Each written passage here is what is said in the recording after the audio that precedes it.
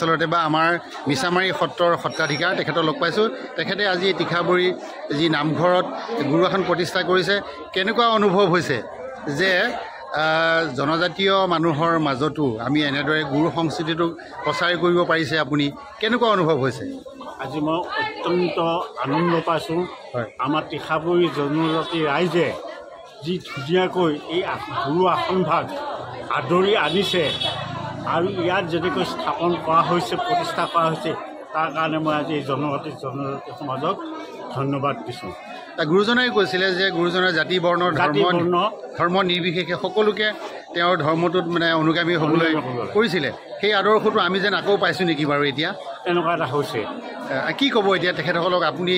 মই তেখেতসকলে যে আগুৱাই আহিছে, মই সেইটো আমাৰ জনজাতি ভাইসকল বহু ওপৰলৈ আহিছে আগতকৈ, মই সেইটো সদায় ক'ম। আমাৰ এই অঞ্চলতে মৰিগাঁও জিলাৰ বহুখিনি জনজাতি ভাই এই মানে পবিত্ৰ হ'বলৈ তেওঁলোকে ইচ্ছা কৰিছে আৰু বহুত উঠিও আহিছে তেওঁলোক। জয় গুৰু শংকৰ সৰ্বগুণাকৰ জাকেৰি নাহিকেও পাম, তোহাৰী চৰণকৰ এইনো শতকোটি বাৰেক কৰোহো প্ৰণাম। এয়া গুৰুজনাৰ সংস্কৃতি। আজি তীখাবৰী গাঁৱৰ নামঘৰত গুৰু আসন প্ৰতিষ্ঠা হ'ব। সেই উপলক্ষে এই আসনখন লৈ তেখেতসকলে গাঁৱে গাঁৱে ইটো মূৰৰ পৰা সিটো মূৰলৈ তেওঁলোকে যাত্ৰা কৰিছে। এয়া আৰু ভকত বৈষ্ণৱসকলে গুৰু আসনখনক শোভাযাত্ৰা কৰি লৈ আহিছে। তাৰেই এটা ৰিঙনি মই আপোনালোকক দেখুৱাব বিচাৰিছোঁ। এয়া ভকত বৈষ্ণৱসকলে এনেদৰে লৈ আহি আছে। সমূহ গাঁওবাসীয়ে অতি উলহ মালহেৰে এনেদৰে গুৰু আসনখন লৈ আহিছে।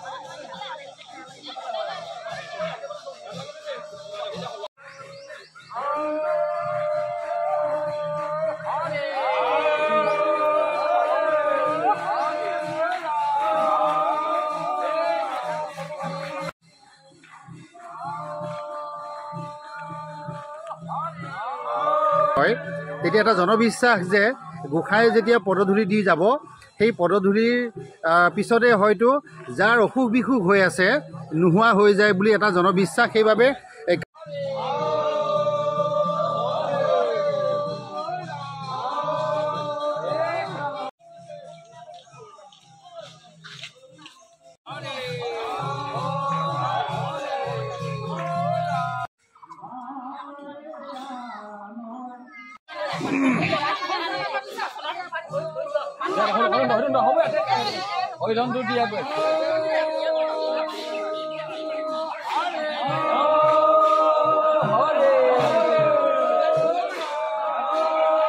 এতিয়ালৈকে কিমান কিলোমিটাৰ ঘূৰিলে আপোনালোকে ৰাস্তাত?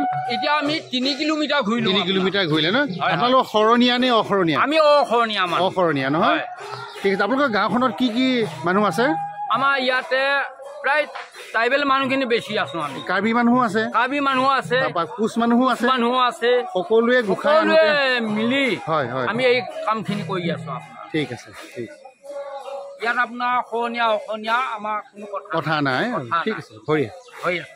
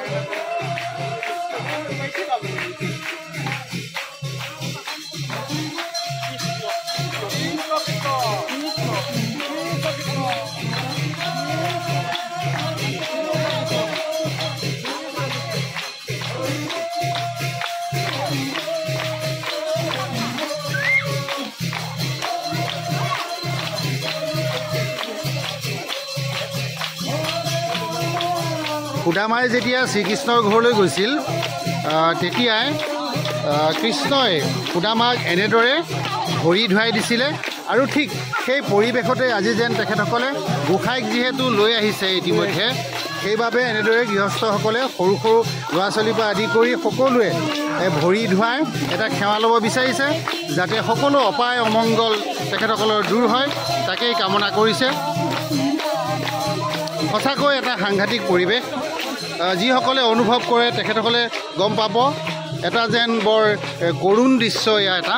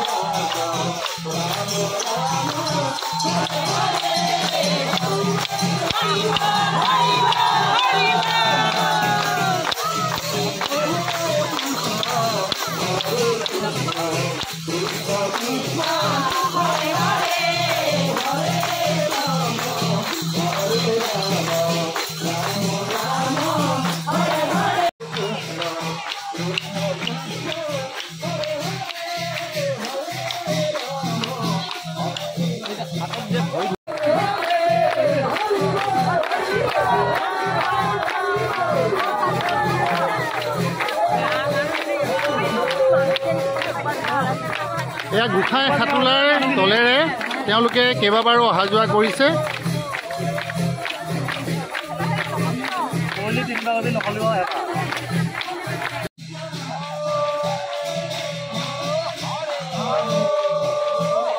পৰম্পৰা বাটৰুৱাইও মানে খন্তেক স্কুটি থিয় কৰাই লৈ গোসাঁই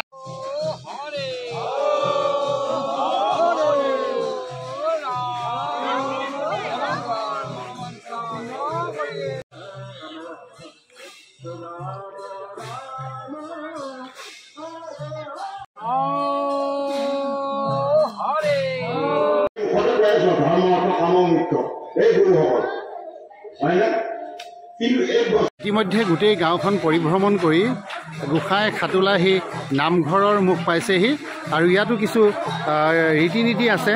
এয়া তেখেতসকলে নিয়ম নীতি কৰিবলৈ ওলাইছে।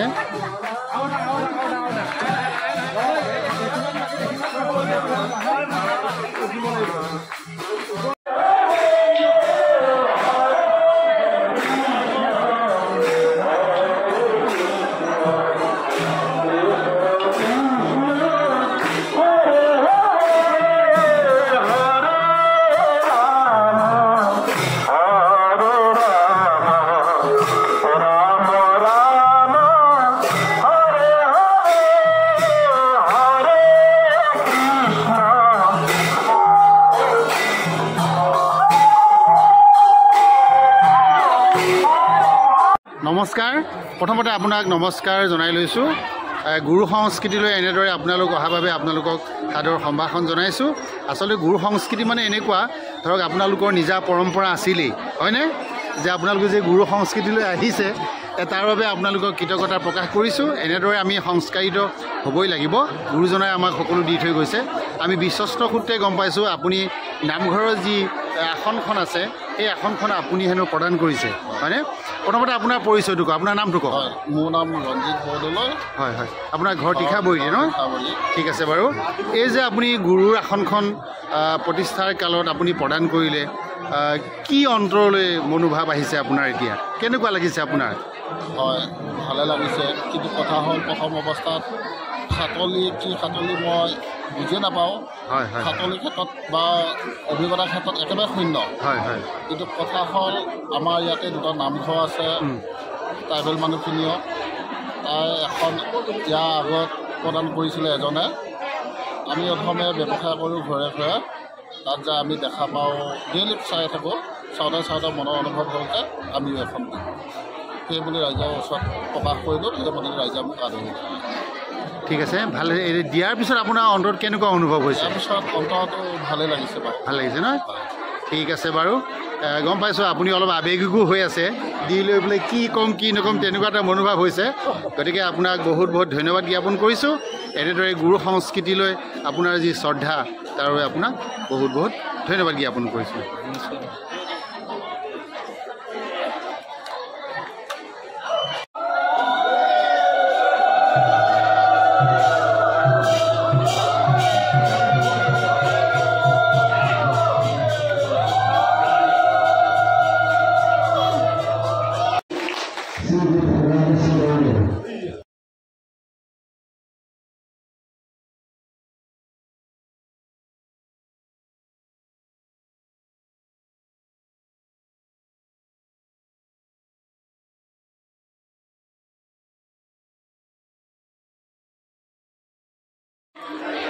এয়া ইতিমধ্যে নিৰ্মালী আৰু পুষ্পাঞ্জলি প্ৰদান কৰিছে।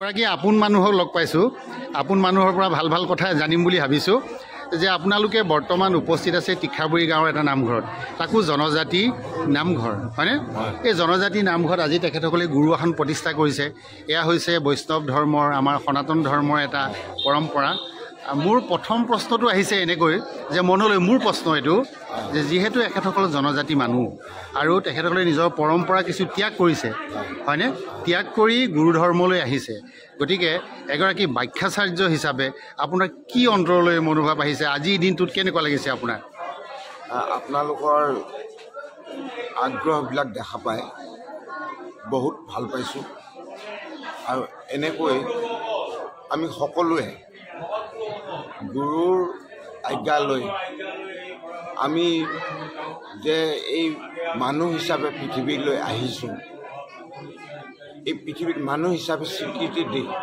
প্ৰভু ভগৱন্তৰ কৰ্মবিলাক কৰি তেওঁ গুণকৰ্মবিলাক প্ৰকাশ কৰি আমি এই পৃথিৱীৰ পৰা সুন্দৰভাৱে ভৱসমুদ্ৰ পাৰ হোৱাৰ ব্যৱস্থাত এইটো মানে আমি প্ৰত্যেকে কৰাটো উচিত কাৰণ আমি যি প্ৰভু ভগৱন্তৰ যি এক ধৰণ নাম ধৰ্ম যি আজি তেওঁৰ এক প্ৰভু ভগৱন্ত কৃষ্ণ নাম জগতক মানে তেওঁ কৃপা কৰি আছে যে যি নামৰ জৰিয়তে আমি সকলোৱে আগবাঢ়িব লাগিব আৰু আগবাঢ়ি আমি পৰস্পৰে পৰস্পৰ সহানুভূতি মৰম চেনেহ ইয়াত ভগৱন্ত ইয়াত আমাক সুন্দৰভাৱে গুৰুজনায়ো কৈছে যে ভকত ভগৱন্ত একেই জাত বুলি কৈছে ইয়াত আমাৰ কোনো জাতি বা জাতি বৰ্ণ কিবাকিনি ইয়াত আহি নপৰে ভগৱন্ত ভকতৰ একেই জাত কৈছে ইয়াতে আৰু এটা কথা কৈছে গুৰুজনায়ো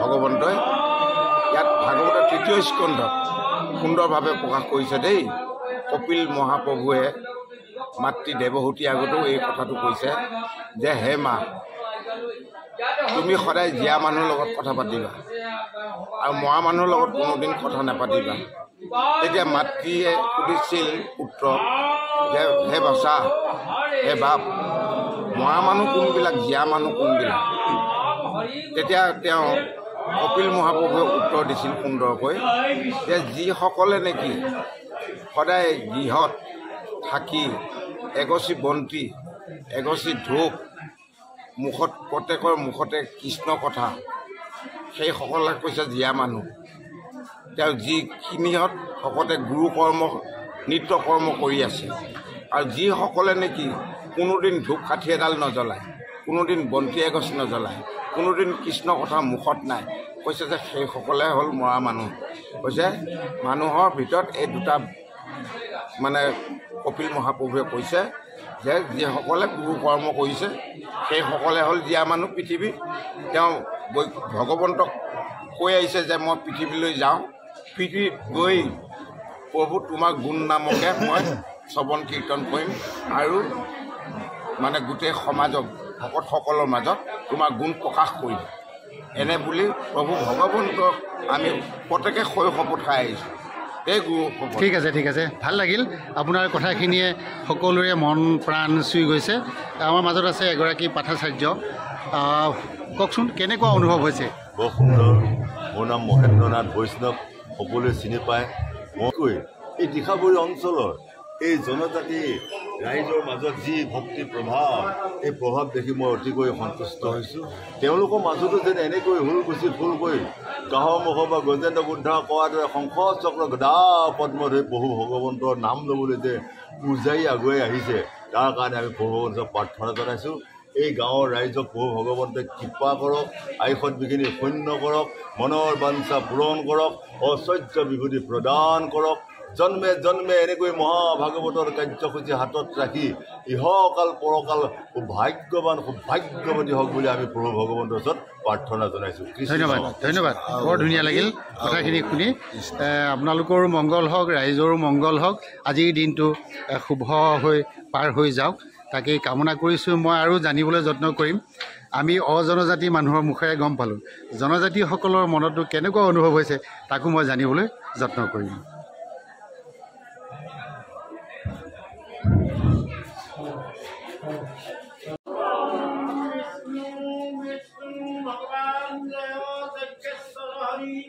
সর্বমঙ্গলে মঙ্গল গৌরী নারায়ণে নমস্তে।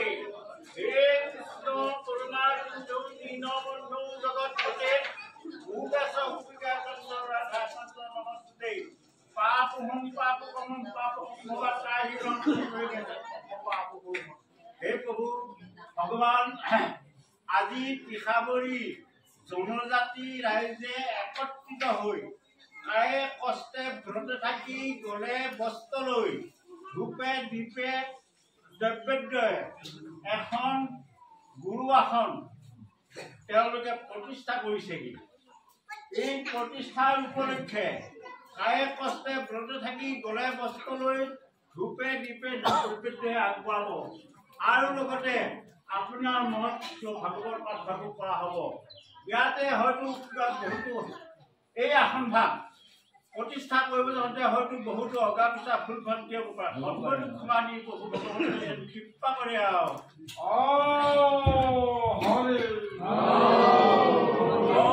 শান্তাকাৰম হৃদগশয়নম পদ্মনাভম সুৰেশ্বৰম বিশ্বধাৰম যোগেন সজ্জনম মেঘবৰ্ণ শুভঙ্গম লক্ষ্মীকান্ত কমলনয়নম যোগী দৰ্শন গম্য বন্দে বিষ্ণু ভৱ হৰি সৰ্বদুৰ্গম। হে প্ৰভু, আজি এই আসনভাগ প্ৰতিষ্ঠা কৰিব যাওঁতে হয়তো বহুতো অগা পিছা ভুল বান্ধি আছে আৰু লগতে এজন দাতাই এই আসনভাগ ৰাইজক দান কৰিছে। ইয়াতে হয়তো বহুতো অগা পিছা ভুল বান্ধি সকলো সমানি প্ৰভু ভগৱন্তই যায় এই তীখাবৰী গাঁৱৰ সকলোটিকে আয়ুষত বিঘিনি শূন্য কৰি ৰাজভয় চৌৰভয় মাৰি ভয় আদিদেৱী গাড়ী ভৌতি ৰাহু কেতু গ্ৰহ দশা আৰু বিদ্যাৰ্থী বিদ্যাপন প্ৰধান কৰি প্ৰভু ভগৱন্তই কৃপা কৰে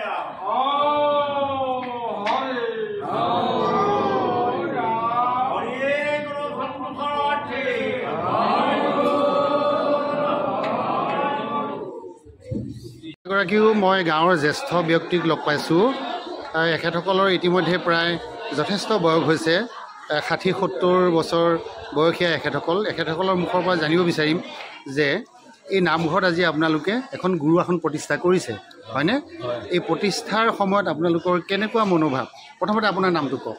ৰাজেশ্বৰ দেউৰী। হয়, কেনেকুৱা লাগিছে? আপুনিতো এতিয়া ধৰক 60-70 বছৰ বয়স হ'লহি আপোনাৰ, হয়নে? আপোনালোকৰ যি পৰম্পৰা আছিলে, ৰীতি নীতি আছিলে জনজাতীয়, হয়নে? সেইবোৰ আপোনালোকে প্ৰায় ত্যাগ কৰিছে। এতিয়া ত্যাগ কৰি নাম ধৰ্মলৈ অহাৰ কাৰণটো কি? এইটো ঈশ্বৰৰ, এই কলি যুগত ঈশ্বৰৰ নাম নল'লে কোনো সাৰ্থক নাই। আপোনালোকে আগতে কি লোৱা নাছিলে? আগতে লোৱা নাছিলে দিয়ক। গতিকে এতিয়া পৰিৱেশ লৈ আগতে লৈছিলে, এইবিলাক নাছিলে। হয় হয় হয়। এতিয়া ধৰ জানি বুজি শাস্ত্ৰত ফুৰি ফুৰি গত জ্ঞান অলপ পাইছোঁ, পোৱাৰ কাৰণে আজি গুৰু আসন লৈ যাতে তেওঁক আমি এতিয়া যদি মই আপোনালোকক এটা ওলোটাকৈ প্ৰশ্ন কৰোঁ, আপোনালোকৰতো বৰঘৰ সেৱা এটা আছে, সেইবোৰ এৰিব নে ধৰিব? এতিয়া সেইবিলাকো এয়াই ধৰাই মাজতে হৈছে। আগতে কৰি আছেনে নাই? এতিয়া কৰাই নাই দিয়ক, কৰা নাই ন? ঠিক আছে, বেয়া নাপাব দেই কথাটো সোধাৰ কাৰণে। মই এখেতৰ ওচৰলৈ আহিছোঁ। কেনেকুৱা অনুভৱ হৈছে আজি গুৰু আসনখন প্ৰতিষ্ঠা কৰাৰ পিছত? মনলৈ কেনেকুৱা ভাৱ আহিছে? হৈছে আজি গুৰু আসনখন আমাৰ আজি নামঘৰটো হোৱাৰ লগে লগে আমি চিন্তা এটা কৰিছিলোঁ, বহুত পুৰণা নতুন আদৰণীয় মানে বিষয়ৰ ওপৰত আমাৰ এখন গুৰু আসন, যিহেতুকে আমাৰ প্ৰতিষ্ঠা হ'ল নামঘৰটো, এতিয়া গুৰু আসন এখন আমাৰ বহুত এটা হেঁপাহ আছে। আজি কোনো মানে ভাগ্যৰ ফলত আজি ঈশ্বৰৰ মানে সদয় থকাত আমাক দাতা এজনে আমাক হয়তো যিখন গুৰু আসন আজি দিলে বা আমি শিক্ষাৰ্থীক লগালোঁ, আমি সুখী হৈছোঁ আৰু। ঠিক আছে, ভাল লাগিছে। মই আৰু আপোনালোকক পুৰণা প্ৰশ্ন নকৰোঁ, কাৰণ এই সময়ত আপোনালোকে এটা নতুন ধৰ্মৰ বা ধৰ্ম নহয়, এটা আচৰণলৈ যাব বিচাৰিছে। গতিকে পুৰণাবোৰ যিবোৰ আপোনালোকৰ মনত বেয়া যেন অনুভৱ হৈছে সেইবোৰ ত্যাগ কৰিব, নহয়নে? আৰু নতুনটো আদৰি ল'ব। বিশেষকৈ নাম ধৰ্মটো বৰ্তমান সময়ত কলিযুগত খুবেই প্ৰয়োজন। হয় হয়, ঠিক আছে, ভাল লাগিছে। তেখেতক পৰিচয় কৰাই দি ভাল লাগিব যে আজি যি আসন প্ৰতিষ্ঠা হৈছে সেই আসনখন যিগৰাকী ব্যক্তিয়ে প্ৰদান কৰিছে তেখেতৰে হৈছে পৰিবাৰ। গতিকে তেখেতৰ পৰা মই অলপ জানিব বিচাৰিছোঁ কেনেকুৱা অনুভৱ হৈছে আজি? ভাল লাগিছে ন? আপোনালোক জনজাতি মানুহ এতিয়া চাগে কিবা কিবি লাও পানী চাউ পানী খায় হয়নে নহয়? গুৰু ধৰ্মলৈ আহিলে এইবোৰতো ত্যাগ কৰিব লাগিব। এতিয়া পাৰিবনে ত্যাগ কৰিবলৈ? ত্যাগ কৰে ন? ঠিক আছে বাৰু। বা এনেকৈ যে দিব লাগে এই মনোভাৱটো কেতিয়াৰ পৰা আহিলে আপোনাৰ? আমাৰ এষাৰ কথা আছে, পুৰুষ প্ৰকৃতি দুয়ো হৈবা এক মতি তেবে সেই সিজিব হৰিত ভকতি। যিহেতু আপোনাৰ মানুহজনে দিবলৈ বিচাৰিলে আপুনি চাগে কোনো কাৰণত বাধা কৰা নাছিলে নে আপুনিহে বেছি জোৰ দিছিলে? ঠিক আছে, কোৱা মতে কৰিছে।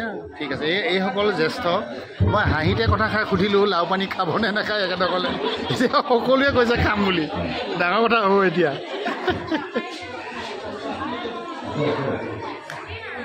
অৰ্থাৎ বকুল বৃন্দাবনৰ ল'ৰাবিলাকে আজি তেওঁক আগুৰি ধৰি তেওঁ এনেকুৱা এটা ঠাইত গৰু চাৰিব কৰিছে যি ঠাইত গৰু চাৰিব তেওঁলোকে পিঠি ভোজ এটাও খাব, বনভোজ এটা খাব।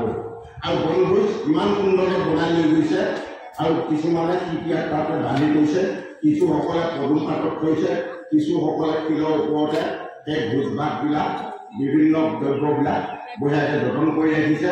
আৰু ৰাখি মেলি তেওঁলোকে গৰু পোৱালিবিলাকক মানে বেলা ভাতি যেতিয়া হৈ গ'ল গৰু ডাঙৰিবিলাকক আনি পানী দুনি খুৱাই এটা চাইডত বঢ়িয়াকৈ ৰাখি ল'ৰা ছোৱালীবিলাকে গোটেই ল'ৰাবিলাকে কৃষ্ণক আগুৰি লৈ এতিয়া তেওঁলোকে বনভোজ অৰ্থাৎ প্ৰীতি ভোজটো যিটো প্ৰীতি ভোজ এই প্ৰীতি ভোজটো খোৱাৰ কাৰণে তেওঁলোকে প্ৰয়াস কৰিছে। দেই পৌৰসকল গোবিন্দ কৃষ্ণ।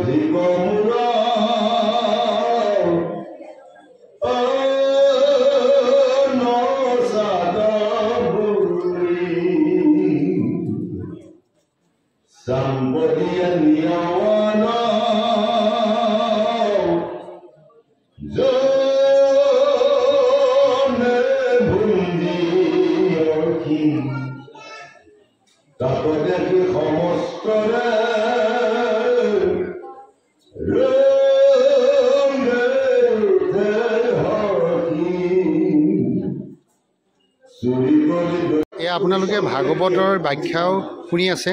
লগতে মই আজি যি গুৰু আসন প্ৰতিষ্ঠাৰ নামঘৰ পৰিচালনা সমিতিৰ সভাপতি সম্পাদক দুয়োগৰাকীকে লগ পাইছোঁ। তেখেতসকলৰ মুখৰ পৰা দুটামান কথা জানিব বিচাৰিছোঁ। প্ৰথমতে আপোনাৰ ওচৰলৈ আহিছোঁ, আপোনাৰ পৰিচয়টো কওক। হয়, মই আপোনাৰ এই আমাৰ তীখাপৰি দক্ষিণ হৰি মন্দিৰ সমাজৰ সভাপতি হওঁ। আপোনাৰ পৰিচয়টো সম্পাদক নামটো কওক। ঠিক আছে বাৰু। মই প্ৰথমতে সোধোঁ যে তীখাবৰী গাঁৱৰ নামটো তীখাবৰী কেনেকৈ হ'ল? আচলতে তীখাবৰী মানে কি হয়, আমিতো এতিয়া অতীজৰ কথা বিশেষ নাজানো, কিন্তু শুনামতে মানে কি হয়, আমাৰ গাঁৱতে বোলে তীখাবৰী নামৰ মানুহ আছিলে এই তাহানিতে। সেই তেখেতসকলৰ মানে পূৰ্বজন্মৰ মানে তেখেতসকলৰ নামৰ পৰা মানে আমাৰ গাঁওখনৰ নামটো তীখাবৰী হিচাপে মানে হৈছে আৰু। ঠিক আছে। আমাৰ গোটেইখিনি জনজাতি মানুহ, কোচ আছে আৰু কাৰ্বিও আছে নেকি? কিমানমান মানুহ আছে আপোনালোকৰ গোটেই গাঁওখনত? কাৰ্বি লালুং 500মান আছে। 500 ঘৰমান আছে ন? এতিয়া এটা কথা কওকচোন যে এই যে আপোনালোকৰ জনজাতি মানুহ হয়নে, আপোনালোকৰ বয়স আছে বাৰু, বৃদ্ধসকল বাৰু বৃদ্ধই হৈছে, এই যে হৰিনাম ধৰ্মলৈ যে এনেদৰে আহিব লগা হ'ল, ইয়াৰ মূল কাৰণটো কি আচলতে? কি ভাবিলে আপোনালোকে? আচলতে মানে আমি ধৰক ধৰ্ম ক্ষেত্ৰত হৰি ভক্তি ক্ষেত্ৰত বহু বছৰৰ পৰাই এনেকৈ আছোঁ। আৰু এই যে আজি আপোনাৰ আমি গুৰু আসনখন আমি আজি প্ৰতিষ্ঠা কৰিছোঁ, আমি ভাবিছোঁ যদিও বা আমি সনাতন ধৰ্মে বা অশৰণীয়া মাৰ্গত আছোঁ জালুচাৰ মানে পিছৰ পৰ্যায়ত অলপ শৰণৰ মাৰ্গলৈ যাব পাৰোঁ এনেকুৱা এটা চিন্তা চৰ্চা মানে ভাবি মানে আজি এই মানে আসনখন স্থাপিত কৰা হৈছে। ঠিক আছে ভাল লাগিছে। পুৱাৰ পৰা এতিয়ালৈকে কি কি অনুষ্ঠান কৰিলে আপোনালোকে আজি? প্ৰথম আমাৰ মন্দিৰ প্ৰজ্বলন, হয়, তাৰপাছতে ভাগৱত হেৰি আছিলে ভ্ৰমণ, তাৰপাছতে পায় অৰ্চনা, তাৰপিছতে সমুদায় নচনা এনেকৈ ধৰ্মধ্বজা উত্তোলন কৰিলেনে? পতাকা উত্তোলন নাই কৰা ন? ঠিক আছে বাৰু। এতিয়া মই আপোনালোকৰ পৰা জানিব বিচাৰিছোঁ আজি এই অনুষ্ঠানটোলৈ আপোনালোকে কাক কাক কিমান কিমান ঠাইৰ পৰা নিমন্ত্ৰণ আগবঢ়াইছে অতিথি? আপোনাৰ আমি পোনপ্ৰথমে আমন্ত্ৰণ কৰি আনিছিলোঁ মানে গোসাঁই, যিজনে মানে আমাৰ আসনখন আজি প্ৰতিষ্ঠা কৰিব। হয় হয়, মিছামাৰী সত্ৰৰ সত্ৰাধিকাৰ। হয় হয়, দুলাল গোস্বামী। গোলাপ গোস্বামী, গোলাপ নহয়, দুলাল গোস্বামী। দুলাল গোস্বামী, তেখেতক গোলাগাঁও। হয়, তাৰপিছতে আমি আপোনাৰ মৰিগাঁও আহাতগুৰিৰ পৰা ব্যাখ্যাকাৰ নীলকান্ত ডেকা আৰু মৰিগাঁও বাস্তাঘাট মহেন্দ্ৰ নাথ পাঠাচাৰ্য, তেখেতসকলক আমি অকণমান দূৰৱৰ্তীৰ পৰা আমন্ত্ৰণ কৰি আনিছোঁ আজি মানে কাৰ্যসূচীটো। ঠিক আছে বাৰু। মই আপোনাৰ পৰা জানিব বিচাৰিছোঁ এই যে মানুহখিনি আপোনালোকে মাতি আনিছে হয়নে, নিমন্ত্ৰণ ভাগ দিবলৈ যাওঁতে তেখেতসকলে আপোনালোকে ইয়ালৈ আহিম বুলি সন্মতি প্ৰকাশ কৰিছিলে ধুনীয়াকৈ হয়নে? ঠিক আছে বাৰু। এতিয়া কওক ভৱিষ্যতৰ আপোনালোকৰ কৰ্মপন্থা কি হ'ব এতিয়া? যে আপুনি সুন্দৰকৈ কৈছে যে ভৱিষ্যতলৈ যাতে আমি আৰু নামধৰ্মলৈ বা শৰণ মাৰ্গলৈ যাব পাৰি হয়নে? কি ক'ব এতিয়া? আপুনি অকলে হ'লেতো নহ'ব, গোটেই সমাজখনক যোৱাৰ ব্যৱস্থা কৰিব পাৰিবনে? সেইটোতো আচলতে ক'ব পৰা নাযায় সহজতে সকলোকে যে একেলগে যে আমি শৰণ মাৰ্গত যাব পাৰিম। আজি দুজন যদি গৈছে পিছৰ পৰ্যায়ত আকৌ দুজন যাব, ঠিক তেনেকৈ মানে আমি শৰণৰ লাইনত মানে যোৱাৰ চেষ্টা চলাই আছোঁ। ঠিক আছে। আৰু এটা কথা যে মই শেষত সুধিব বিচাৰিছোঁ, এতিয়া ধৰক আপোনালোকৰ বৰঘৰ সেৱা আছিলে হয়নে, কাৰ্বিসকলৰ বেলেগ বেলেগ নিয়ম আছে। মই সেইদিনা গড়মাৰীত গৈ দেখিলোঁ বলি বিধান কৰি বুঢ়ী আই পূজা হৈছে, তাৰপিছত কেঁচাখাইটি থানৰ পূজা কৰিছে আৰু ভগৱতী পূজা আছেই আপোনালোকৰ হয়নে? এনেকুৱা সময়তো আপোনালোকে ইয়াত যিহেতু এক দেও এক সেও এক বিনে নাই কেও হয় নহয়, গতিকে কি ভাবিছে এতিয়া আপোনালোকে? আপোনালোকৰ যি সংস্কৃতি আছে, আপোনালোকৰ যি পৰম্পৰা আছে, এইবোৰ সম্পূৰ্ণ ত্যাগ কৰিবনে বাৰু? সেইটো আচলতে আমি ত্যাগ বুলি সেইটো কথা নহয়। আচলতে আছে তেনেকুৱা মানে চিন্তা কৰা মানুহ আছে যিখিনি মানুহে এইটো নকৰিলে মনৰ শান্তি নহয়। গতিকে সেইফালৰ পৰা আমি যিখিনি মানুহে তেনেকুৱা এটা মানে চিন্তা চৰ্চা কৰি আছে, আজি পুৰণাৰ মানে ৰীতি নীতি অনুসৰি মানে বলি বিধান নহ'লে মানে আমাৰ সমাজখন বা আমাৰ জাতিটোৰ মানে অস্তিত্ব নাইকিয়া হৈ যাব, এনেকুৱা এটা চিন্তা কৰে। যদি তেনেকুৱা চিন্তা কৰাখিনিকো আমি অকলানি নকৰোঁ, তো তেওঁলোকে মানে সেইখিনি কৰি থাকক, তেখেতসকলৰ আমি মানে অৱজ্ঞা নকৰোঁ। কিন্তু পৰাপক্ষত যিহেতু আমাৰ গুৰুজনাই মানে এটা আদৰ্শ আৰু নীতি শিকাই থৈ গৈছে যেনে এক দেৱ এক সেৱা, গতিকে সেইটো চিন্তা কৰি আমি এজনকে মানে সেৱা কৰাৰ এটা প্ৰচেষ্টা চলাই আছোঁ। ঠিক আছে, ধন্যবাদ জ্ঞাপন কৰিছোঁ। ময়ো আপোনালোকক এইটো কোৱা নাই আপোনালোকৰ অতীতৰ যি পৰম্পৰা তাক ত্যাগ কৰক, সেইটো কথা মই কোৱা নাই। তথাপিও সময়ৰ যিটো আহ্বান মানে বৰ্তমান অত্যাধুনিক সময় মানে জ্ঞান বিজ্ঞান তদং ৰহস্যৰ কথা, বিজ্ঞানে গৈ মংগল গ্ৰহ পাবও গৈছে মানে সুনিতা উইলিয়ামছ আৰু বেলেগ কোনোবা যে এতিয়া আকাশ মাৰ্গতে আছে। এই সময়টো যদি আমি বলি বিধান কৰি কিবা কৰিব খোজোঁ নিশ্চয় আমাৰ বিজ্ঞানৰ প্ৰতি আমাৰ সেইটো ধাউতি নহ'বগৈ হয়নে? ঠিক আছে, ধন্যবাদ জ্ঞাপন কৰিছোঁ। এই যাত্ৰা আপোনালোকৰ অনিৰুদ্ধ যাত্ৰা হওক, ভগৱন্ত পুৰুষে আপোনালোকক সুমতি প্ৰদান কৰক। আৰু আজি যিসকল আহিছে সকলোৱে যেন ঈশ্বৰৰ সেৱাৰ বাবে একান্তপতীয়াকৈ লাগি থাকিব পাৰে তাৰে কামনা কৰিছোঁ। পুনৰবাৰ আপোনালোকক ধন্যবাদ জ্ঞাপন কৰিছোঁ।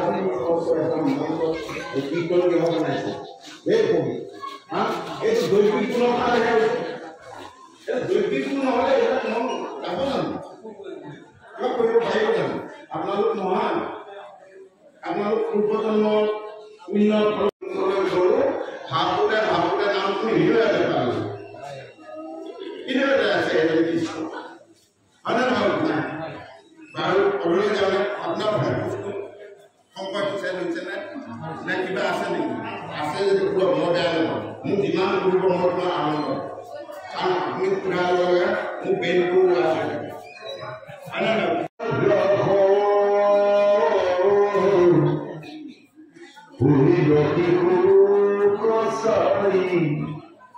Uri হব